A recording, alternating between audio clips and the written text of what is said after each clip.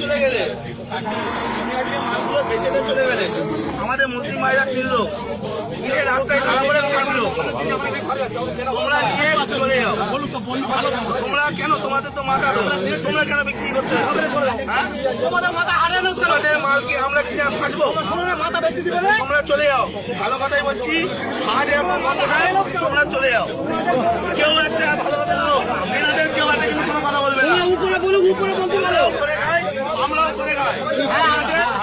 এখন কথা হচ্ছে ওনাদের মাথা ওনারা বেচে দিচ্ছে, আমাদের মুসলিম ভাইরা কিনছে, কিনে ফেসে যাচ্ছে, ওনারা টাকা ফেলে বাড়ি চলে যাচ্ছে, আর কিন্তু ওনার সমস্যা নেই।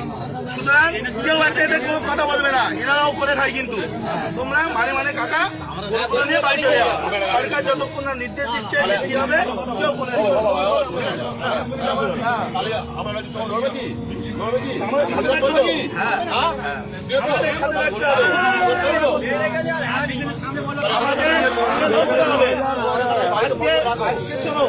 আজকে ভারতবর্ষে এই গরু এক্সপোর্টের ইন্ডিয়ার দ্বিতীয় নম্বরে, আর আমরা আজকে করছি অপরাধ আমরা করে ফেলেছি।